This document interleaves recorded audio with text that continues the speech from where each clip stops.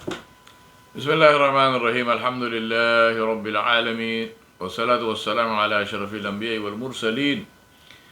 Muhammadur Rasulullah sallallahu alayhi wa ala alihi wa sahbihi wa sallam tasliman kathiran kathira. Fama ba'du.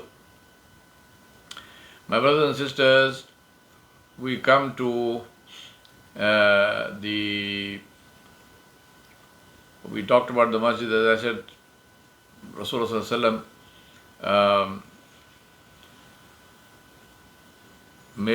built the masjid. Three things that he did: he built the masjid, he formed the brotherhood of faith, the ummah of Muhammad ﷺ, and then he also did the covenant and the agreement with the people of Medina, which were the Arab and the Jewish tribes. Now the formation of the Ummah is, subhanAllah, I think probably the greatest miracle among the miracles of Rasulullah ﷺ. Again, it's not a matter of, we are not sort of grading miracles to say which one was greater and which one was lesser, but in a manner of speaking. And the reason I say it's the greatest miracle is because in life, in my own life and my own experience, the most incredibly difficult thing to change is people's beliefs and attitudes. And that's why I have written a book on hiring. I've done a lot of hiring in my life, and I've written a book on hiring called Hiring Winners. And in that book, the basic principle I state is higher values, train skills. Higher values and train skills. Because to train values, to get people to change their values, which depend on their beliefs, is practically impossible. I won't say it cannot be done, but it's, I definitely wouldn't put any money on it. I would definitely not want to try it unless I had no other option. Much easier to hire somebody who shares the values or has the values that you want and teach them skills. Skill teaching, you can teach anything to anybody. But as far as values are concerned, to get people to change their hearts, get people to change what they hold as important, less important, what they love, what they don't love, which is all linked back to their beliefs and their traditions and the way they were raised, their upbringing, their conditioning. These are practically impossible things to deal with. And therefore, it's very good, much better to stay far away from that, just hire the right people. Now, with Rasulullah ﷺ, the reason I'm saying a miracle is because what he did in Medina, and we are not talking here about somebody who is attempting to do a good thing and unfortunately it did not work, it did not succeed. You would still praise the person and say, well, at least he had his heart in the right place and head in the right place. He was trying to do something good. But what can we do? In this case, we're talking about somebody who did something and it was totally and completely successful. Now that is the amazing nature of this thing, where he managed to change traditions, ways of thinking, attitudes, which were grounded in centuries of tradition. Things which were literally grounded, which the Arabs literally got with their mother's milk. Their attitudes towards one another, their tribalism, their racism, their the kind of enmity towards somebody else because they were from a different race or because they were from a different tribe. All of this was ingrained. It was part of the Arab culture. Rasulullah ﷺ managed to remove all of that. The basis of brotherhood pre-Islam was tribalism. You were the brother of somebody you were related to either directly by blood, or he or she was a member of your tribe. Member of the tribe was also, because all of this was, since most people married within their tribe and so on and so forth, so there was some kind of blood relation as well, but more distant. So you were the brother or sister of your own uh, blood brother or sister, or tribe brother or sister. And the whole world, the rest of the world, was for you an either an enemy or somebody you looked down upon, or somebody who was on the periphery somewhere neutral. You really had nothing to do with them, right? Now this was the orientation. Now again, there was a sort of reason for it. I'm not saying it was justified, but there was a reason for it, and that was because life was very, very insecure. Today we forget one of the things we take it very easily for granted, and that's the reason why I say people should read history. Is that today we are? I want to say without doubt, we are living in times which are probably the most secure times that human beings have ever lived in, right? Short of course, if you are living in some kind of a war zone and you have, uh, enemies invading your country or something, I'm not talking about that. I'm saying the majority of people who are living in democratic countries, who are living in, who go to work every day, they come back home and so on and so forth.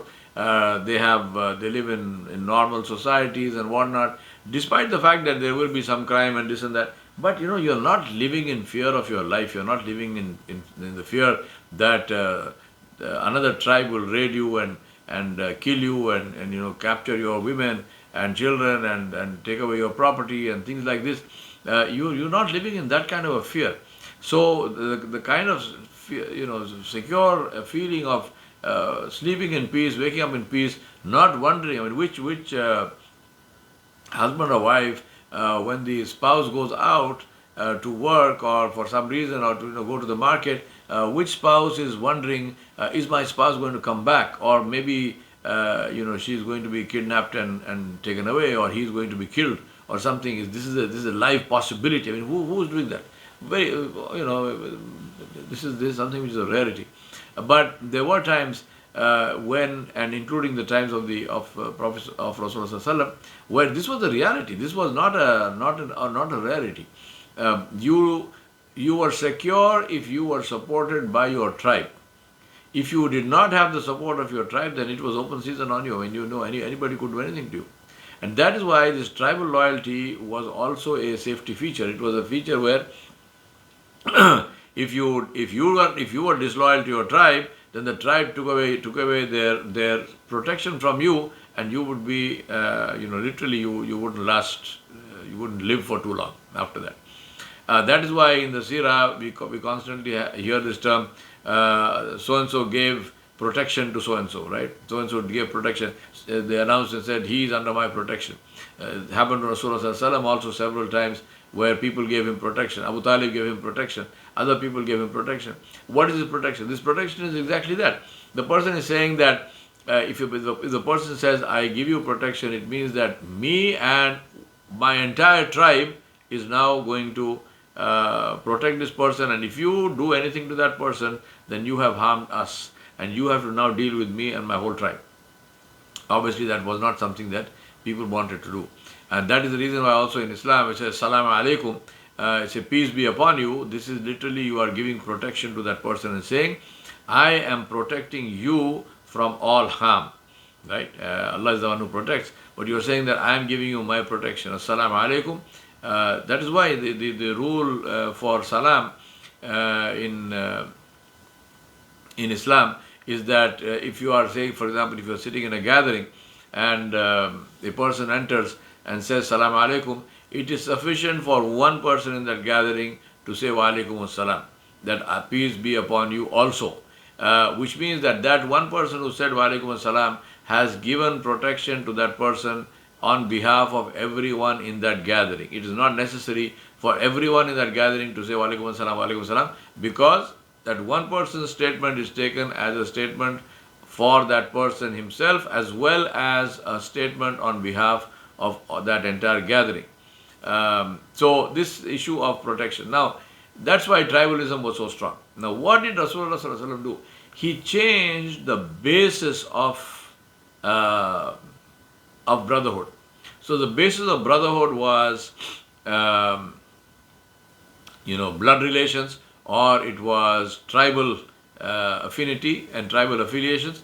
Rasulullah changed the reason for brotherhood to a common faith, and that common faith is Islam. So the formation of the Ummah, now what does it mean and what does it differentiate? How is it differentiated? What differentiates it from other forms of being together, or other forms of brotherhood? And what are the responsibilities of being an ummati, for example, towards Allah subhanahu wa ta'ala and Rasulullah sallallahu alaihi wasallam, and towards other ummatis of Rasulullah sallallahu alaihi wasallam. Now this word ummati in Arabic means my ummah, ummati. So in one meaning of it is my ummah. So when Rasulullah sallallahu alaihi wasallam said ummati, he meant my ummah. When we say ummati, we don't say my, it doesn't mean my ummah. For us, ummati means member of the ummah of Rasulullah sallallahu alaihi wasallam. Now, so what are the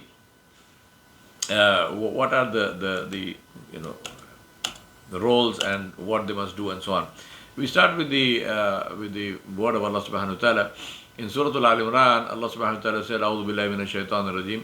Wa'tasimu bihablillahi jami'an wa la tafarraqu wadhkuru ni'matallahi alaykum idh kuntum a'da'an fa'allafa bayna qulubikum فأصبحتم بنعمته إخوانا وكنتم على شفا حفرة من النار فأنقذكم منها كذلك يبين الله لكم آياته لعلكم تهتدون."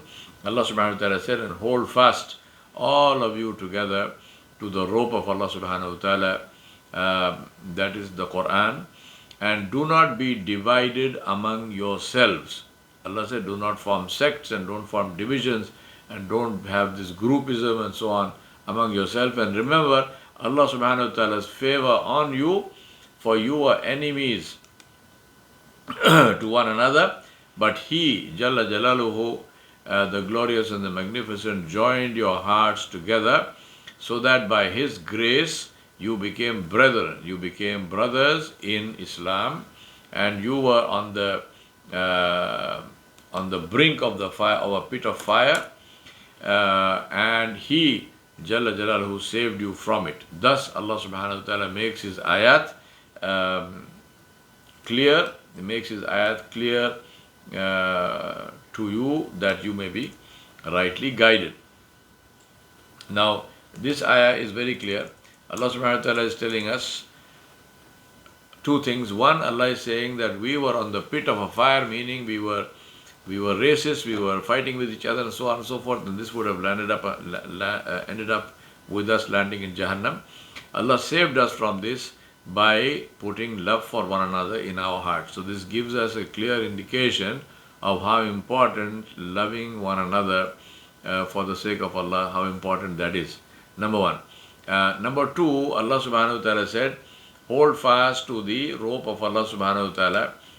Wala tafarraqu. Allah said, do not differentiate, do not form divisions with one another. Do not, don't form castes and creeds and groups and so on and cults. Interestingly, Allah did not say la tafarraqu. Allah said Allah said la tafarraqu. He did not say la takhtalifu. Allah said don't divide, don't form sects, don't form groups. Allah did not say do not disagree, right? So to disagree with somebody on a matter of principle, on something which you may have a difference of opinion, you may agree to something when you may not agree with something else. This is permissible in Islam. Islam does not say that we must always be yes men or yes women, and we must not disagree with anybody. No. Where there is a reason for disagreement, of course, but disagree with respect, disagree with love, disagree with compassion, disagree in a way where there is no breaking of hearts as far as the disagreement is concerned. This is a very, very critical and important point that we must keep in mind. So disagreement is permitted, but adabul ikhtilaf, the etiquette of disagreement, this is something which we teach in Islam and which we should learn. it is a very important part of uh, of our being, that we must understand this and we must do this. That in terms of Islam, that we must learn how to disagree. We must not disagree in ways which are disrespectful of people, which are where people are people feel insulted, and they feel that they have not been that their opinion has not been treated properly and respected, and so on and so forth. So there's a way of doing that. We don't disagree and break hearts. So Allah said, hold. So Allah said, do not form. So therefore, what is it saying? Allah is saying that if you are forming groups and cults and in groups and out groups, then you are going back into the pit of fire. Then Allah subhanahu wa ta'ala said in Surah Al-Anfal, وَأَلَّفَ بَيْنَ قُلُوبِهِمْ لَوْ أَنفَقْتَ مَا فِي الْأَرْضِ جَمِيعًا مَا أَلَّفَتْ بَيْنَ قُلُوبِهِمْ وَلَكِنَّ اللَّهَ أَلَّفَ بَيْنَهُمْ إِنَّهُ عَزِيزٌ حَكِيمٌ. And He, Jalla Jalaluhu, has united their, meaning the believers' hearts. If you had spent all that is in the earth, you could not have united their hearts. But Allah subhanahu wa ta'ala has united them. Certainly He is Almighty, All-Wise. And subhanAllah, Allah knows this is so true. Now, Allah subhanahu wa ta'ala says to Rasulullah that it is He who brought together the hearts of Muslims, thanks to which the Ummah could be formed, and that if Rasulullah had spent all the money in the world, he could not have done it. So this is something for us to also understand and make dua for, that Allah subhanahu wa ta'ala should join the Ummah and the hearts back again, because may Allah protect us from ourselves. This is what we seem to have done, which is we seem to have removed, we have gone back to the days and the our values of the Jahiliyyah, of the times of ignorance. This also shows that the Ummah is a faith-based brotherhood and not a coming together of people for any other material reason. It is only based on faith that Muslims can and should join together for the pleasure of Allah, and in this there is a benefit for them. Allah subhanahu wa ta'ala said about the Ansar and the Muhajirun, وَالَّذِينَ اتَّبَعُوا الدَّارَ وَالْإِيمَانَ مِنْ قَبْلِهِمْ يُحِبُّونَ مَنْ هَاجَرَ إِلَيْهِمْ وَلَا يَجِدُونَ فِي صُدُورِهِمْ حَاجَةً مِمَّا أُوتُوا وَيُؤْثِرُونَ عَلَى أَنفُسِهِمْ وَلَوْ كَانَ بِهِمْ خَصَاصَةٌ وَمَنْ يُوقَ شُحَّ نَفْسِهِ فَأُولَئِكَ هُمُ الْمُفْلِحُونَ وَالَّذِينَ جَاءُوا من بعدهم يقولون ربنا اغفر لنا ولإخواننا الذين سبقونا بالإيمان ولا تجعل في قلوبنا غلا للذين آمنوا ربنا إنك رؤوف رحيم. Allah subhanahu wa ta'ala said, and those who before them had homes in Medina Munawwara, and had adopted the faith, love those who emigrate to them, and they have no jealousy in their breasts, in their hearts, for that which they have been given of the booty of Banu Nadir, and give them, the emigrants, the Muhajirun, preference over themselves. Now this is Allah subhanahu wa ta'ala is praising the Ansar, even though they were in need of that. So even though they were in need of the booty, they were in need of material help, they are not jealous, and they do not object to that material wealth being given to the Muhajirun, which Rasulullah did. When we come to that whole story, we will see what happened and why. And whosoever is saved from his own covetousness, from his own stinginess, from his own greed, such are they who will be the successful. And those who came after them, they say, our Rabb, forgive us and our brothers who have preceded us in faith, and do not put in our hearts any hatred against those who have believed. O our Rabb, you are indeed full of kindness and most merciful. It's such a beautiful dua. رَبَّنَا اغْفِرْ لَنَا وَلِإِخْوَانِنَا الَّذِينَ سَبَقُونَا بِالْإِيمَانِ وَلَا تَجْعَلْ فِي قُلُوبِنَا غِلًّا لِلَّذِينَ آمَنُوا رَبَّنَا إِنَّكَ رَءُوفٌ رَحِيمٌ.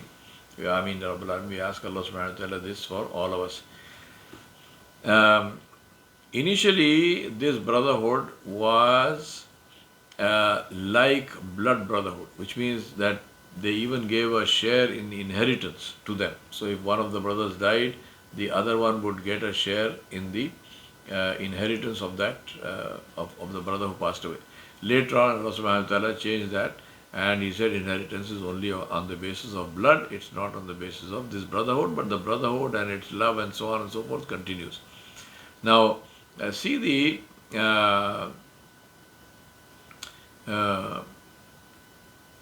story of, for example, see who Rasulullah made brothers to one another. It's a whole amazing list.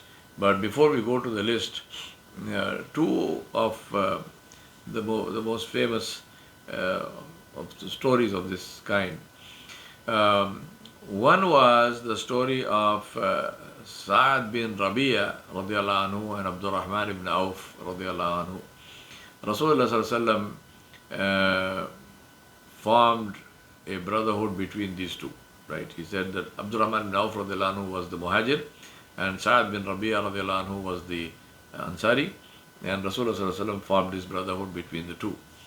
So Sa'ad bin Rabi'a radiallahu anhu then took Abdurrahman ibn Auf radiallahu anhu came from Makkah, and when he came he had nothing. He was a wealthy man in Makkah, but all that wealth and everything else the Quraysh they confiscated, and he managed to escape from there, and he came. And when he came here to Medina, he had nothing. Now Rasulullah made this brotherhood. So Sa'ad bin Rabi'a took him home, and he said to him, he told him, this is the property and so on and so forth I will divide it into half, and you take half, and I will keep half. And he said, I have two wives, I will show them both to you, whichever one you like I will divorce and you can marry her. Right? Now this is the level of brotherhood that they exhibited. Imagine, this is something that we cannot even imagine today with our own blood brothers.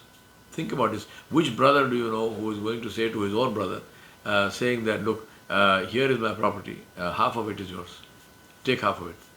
Whether the other one takes it or not, is it even in our hearts to be able to say this?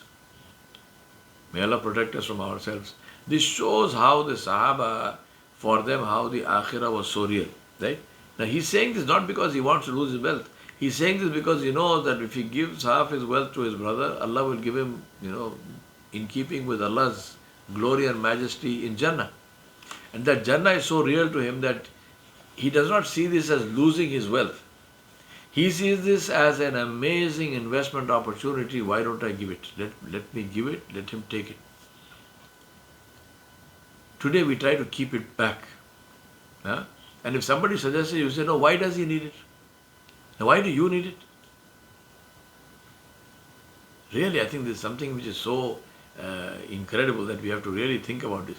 So anyway, Abdurrahman ibn Auf radiallahu anhu said, Jazakumullahu khairan, and he said, Barakallahu laka wa fi ahlika wa malik. He said, may Allah give you barakah may Allah give you barakah, and may Allah give you barakah in your family and in your wealth. He said, just show me where is the market in this place, and I will take care of myself. So he went to the market of Banu Qaynuqa, and he started trading with whatever little capital he had. And very soon after that, Rasulullah one day saw him, and he saw him with some, in Urdu we call this arash, which is, it's a kind of powder. I really don't know what it's made of, but it shines. So usually when people get married and so on, in our culture they do it only for the women, but I think maybe in the Arab culture they did it for the men also. They used to just sprinkle this powder on you, and you would have this thing on your face and on your turban and on your clothes, and it would be shiny. So it was like, festivity kind of thing, and so people knew that, oh, this guy got married. So this Abdurrahman ibn Auf radiallahu anhu was Nabi Sallallahu Alaihi Wasallam met him in the street, and Abdurrahman ibn Auf radiallahu anhu had this arash on him. So Rasulullah Sallallahu Alaihi Wasallam said, what's this? He said, Ya Rasulullah, I got married yesterday. So Nabi Sallallahu Alaihi Wasallam was surprised. He said, you just came from Makkah, you got married. He said, what did you give for mahar? He said, Ya Rasulullah, I gave my wife a piece of gold, which is, he showed it this big. So he indicated the size of the piece of gold. So it shows that he was a very, astute businessman, and he was able to make enough money to be able to make a proposal and get married to somebody and give her gold in mahar. And Rasulullah Sallallahu Alaihi Wasallam congratulated him, and he said to him, now make a walima to complete this process of marriage. And this is what Abdurrahman ibn Auf radiallahu anhu did. Interesting also to think about this. Today, we get married, we make a huge song and dance about it. We do all kinds of ostentatious spending and this and that. And in many cases, I have seen marriages are held up because so-and-so cannot come, and so-and-so cannot come, and this one must come, and that one must come. And in some cases, the marriages are held up for months, right? I know one which got held up for 2 years. Now, point is, the poor people who are suffering are the bride and the groom. They want to get married, but they can't get married because some, crazy uncle from somewhere has to come and eat your biryani. Not that the uncle is coming and giving you $1 million. I would like to wait if that was happening. That doesn't happen.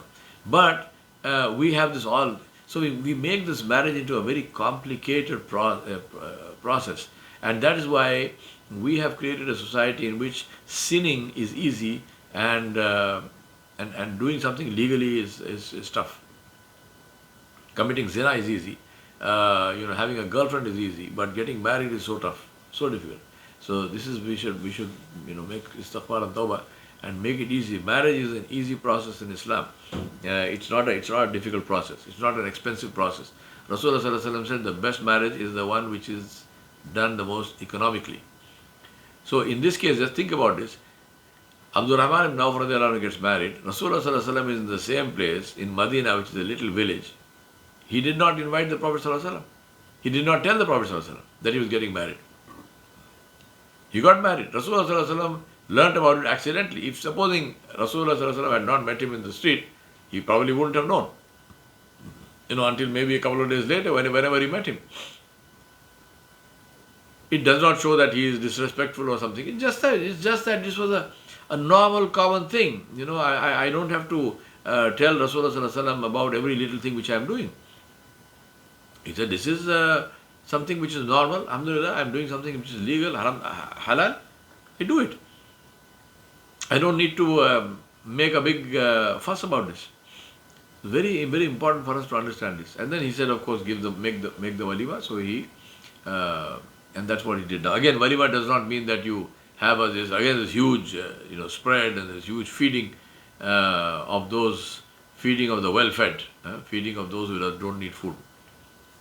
How many walimas have you seen where all the people are people who are homeless and destitute and who really, not that one meal is going to help somebody who's destitute, but maybe you produce this and you create this the absolutely fabulous, beautiful meal, and you make these food items, these dishes, which somebody like that who's so poor can only dream of. They cannot imagine that they will ever be in a situation where they can afford to eat that kind of beautiful and tasty and rich food. But thanks to your walima, they are able to eat it. Now, if you do that, it would be something which would be so beautiful and so full of barakah that you would have done. But if you don't do it like that, if you are just calling, and this is what we see. I mean, who do you call? You call all the big shots. I see people also. They take a lot of pride in calling local political leaders, right? Local political leaders, local so-called big shots who are, bureaucrats or military officers or somebody, and they bring them and they take these photos with the bride and the bridegroom standing next to this chief minister or this prime minister. What kind of, I don't know, really, seriously, what do you gain out of this? Tell me. Yeah? What do you gain out of this? Is that even something to be proud of? So and so came to my so and so came to you. That person came to your wedding because of either what you paid him or because of who you are and what he expects from you and so on and so forth. He doesn't love you. He doesn't care a damn about you. He doesn't even remember. If you ask him, you show him the photo and say, do you know the name of this person, this bride and bridegroom? Do you know their names? Who were they? You took a picture with them. Do you think they will even remember that? You're just degrading and demeaning yourself. La hawla wa la quwwata illa billah. Seriously, my brothers and sisters, my seerah lectures are not only about the seerah, they are about what lessons can be derived from the seerah, which will help us to live lives in a way which is pleasing to Allah subhanahu wa ta'ala jalla jalaluhu. So do give this some thought, inshallah. We ask Allah subhanahu wa ta'ala to enable us to live our lives according to the beautiful example of Muhammad sallallahu alayhi wa sallam. Wa sallallahu ala nabiyil kareem wa ala alihi wa sahbihi ajma'in bi rahmatika ya arhamar rahimin.